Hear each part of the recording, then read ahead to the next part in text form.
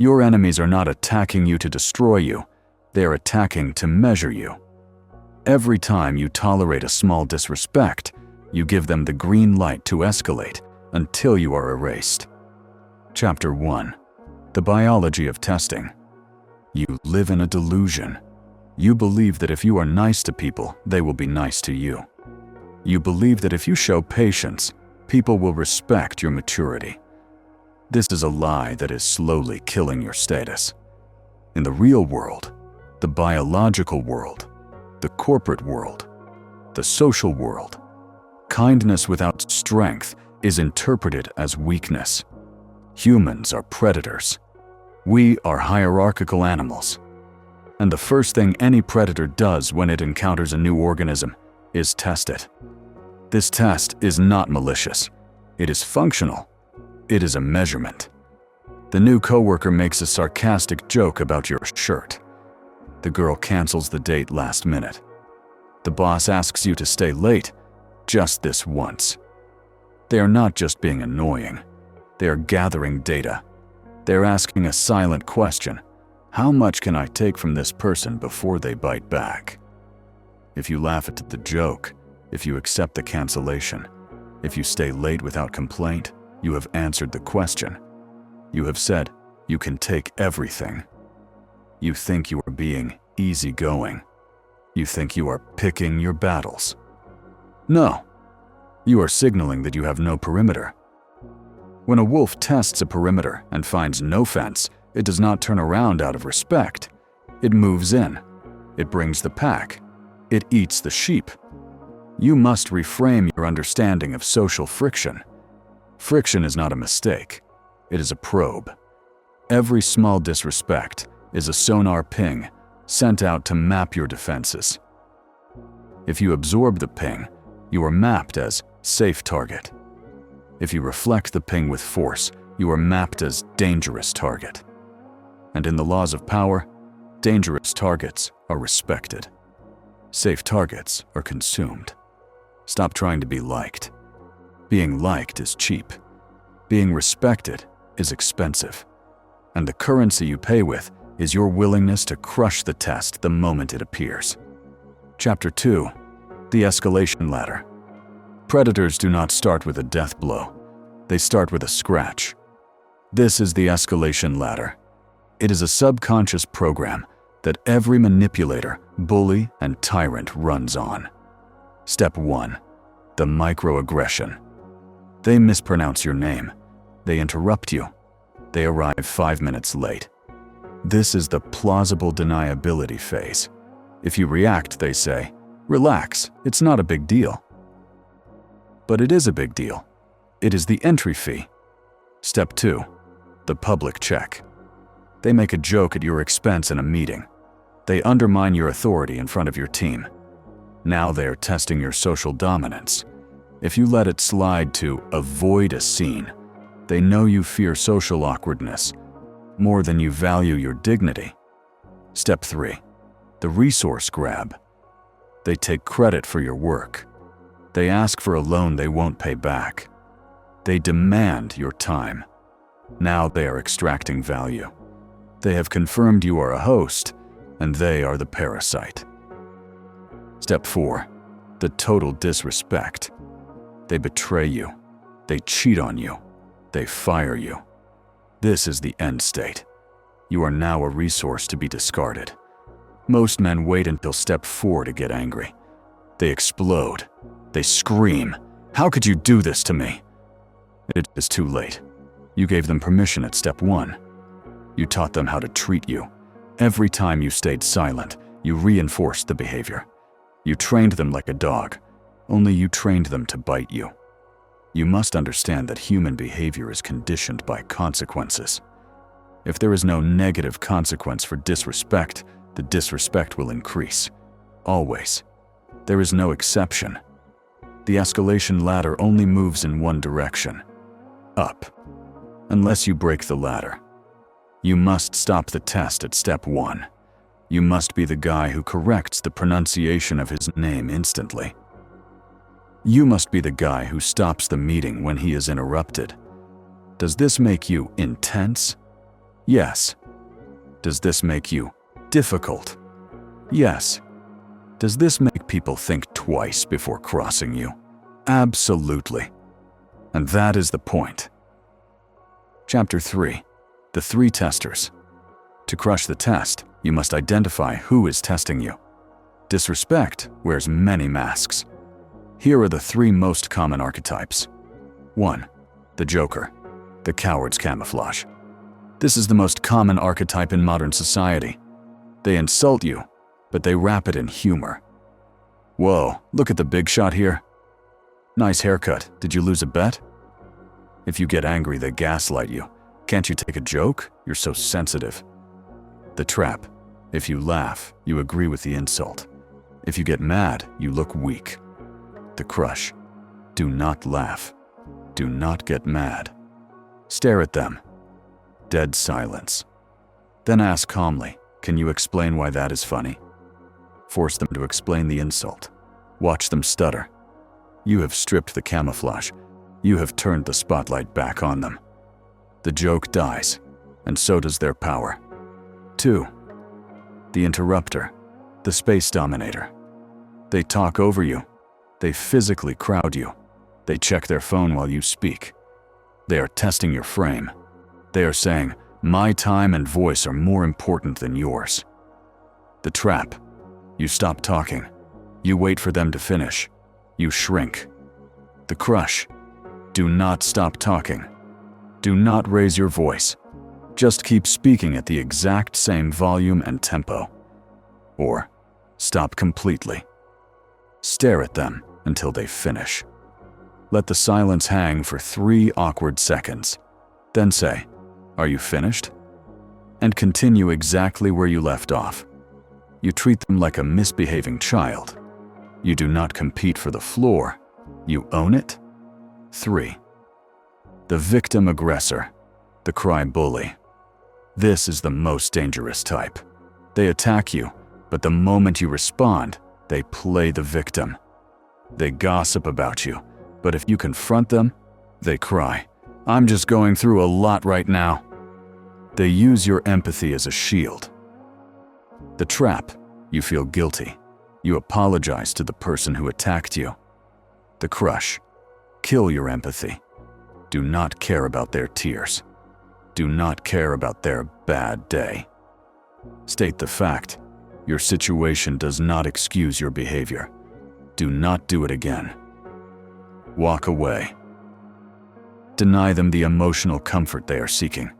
They want you to comfort them for hurting you. It is a power move. Reject it. Chapter 4. The history of weakness. History teaches us one lesson over and over again. Appeasement leads to annihilation. Look at Neville Chamberlain. He tried to appease Hitler. He gave him territory. He tried to be reasonable. He thought that if he showed he was a nice guy, Hitler would stop. Hitler did not stop. He saw Chamberlain as a worm. He took everything. Peace was not won by Chamberlain's kindness. It was won by Churchill's ruthlessness. Look at the Roman Empire. When they stopped enforcing their borders with violence, the barbarians did not respect their culture. They burned Rome. Look at Michael Corleone in The Godfather. He tries to be legitimate. He tries to be reasonable. But his enemies keep testing him. They shoot his father. They kill his wife. He only finds peace when he settles all family business, when he eliminates the threats, when he stops trying to be nice and starts being the Don. Nature does not reward the harmless. The gazelle does not get credit for being peaceful. It gets eaten. You are living in a sanitized version of the jungle, but the rules are the same. If you are a CEO who cannot fire people, your company will die. If you are a father who cannot discipline, your children will fail. If you are a man who cannot confront disrespect, you will be enslaved. You have been told that violence never solves anything. This is a lie taught to slaves.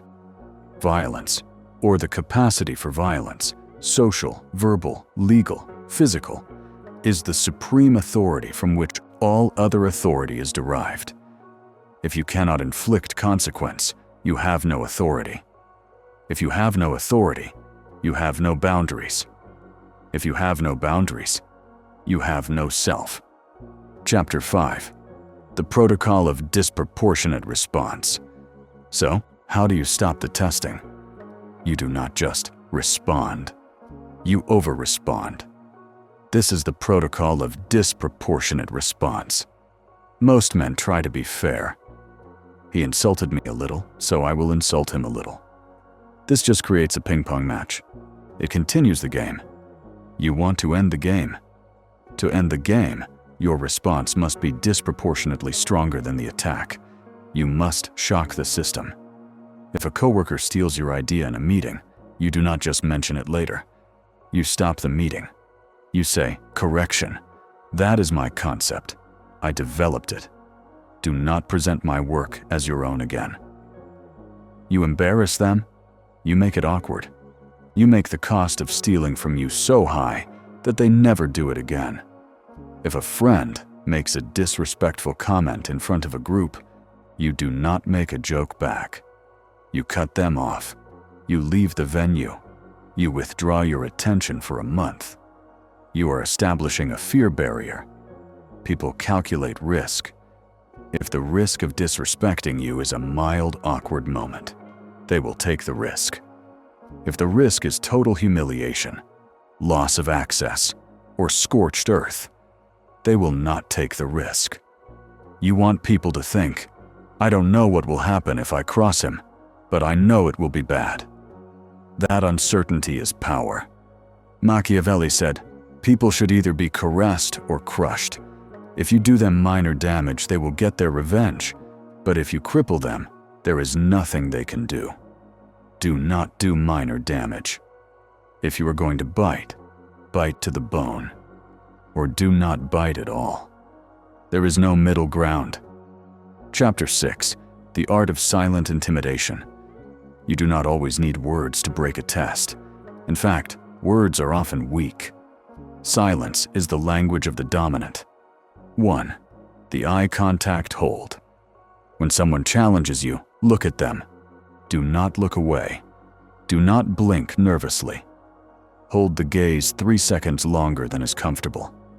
You are invading their mind. You are saying, "I see you, and I am not afraid." Most people will look down. That is submission. You have won. 2. The pause. When someone asks a disrespectful question, do not answer immediately. Pause. Look at them. Take up space. Then, answer slowly. This signals that you operate on your own time. You are not rushing to please them. 3. Physical stillness. Nervous men fidget. They touch their face. They tap their foot. Predators are still. Be still. When you are still, you look dangerous. You look ready to strike. This creates a primal anxiety in the tester. They feel like they are in a cage with a tiger that is waking up. 4. The non-reaction. The greatest power move is indifference. If someone tries to insult you and you act like you didn't even hear it, like they are a buzzing fly, you destroy their ego. You are saying, "You are not significant enough to register on my radar." This is the ultimate crush. To reduce an enemy to nothingness. Chapter 7. Identity death. Killing the Peacekeeper. To execute these strategies, you must change who you are. You have a Peacekeeper living inside you. He wants everyone to get along. He wants to be the bigger person. He says, "It's not worth the fight." You must kill him. The Peacekeeper is a coward hiding behind morality. He is afraid of conflict, so he calls it maturity. You must replace him with the Sovereign Enforcer. The Sovereign Enforcer values respect over harmony. He understands that conflict is not a failure, it is a tool. He is willing to make the room uncomfortable to protect his dignity. He is willing to lose a relationship to maintain his standard. When you become the enforcer, you stop worrying about being mean. A surgeon cuts flesh to save the patient. Is the surgeon mean? No. He is necessary. You cut disrespect to save your sovereignty. You must become comfortable with being the bad guy in their story. They will call you difficult. They will call you arrogant. Let them. Their opinion is irrelevant. Their respect is mandatory. Stop trying to be the hero who saves everyone. Be the king who rules his territory. Chapter 8. The Final Warning. The Perimeter. I will leave you with this final concept. The perimeter. Imagine your life is a castle. You have a wall. Inside the wall is your peace, your family, your money, your mind. Outside the wall are the barbarians, the testers, the parasites.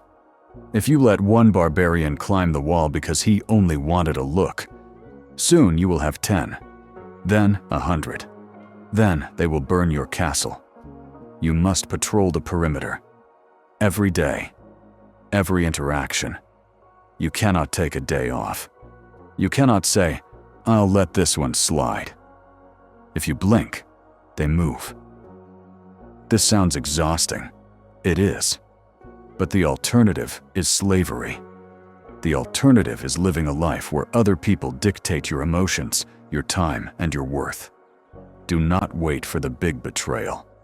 Crush the small test today. Correct the tone. Hold the gaze. Enforce the boundary. Teach the world that you are not prey. Teach them that the cost of crossing you is too high to pay. And eventually, the testing will stop. And you will have peace. Not the peace of the submissive, but the peace of the king.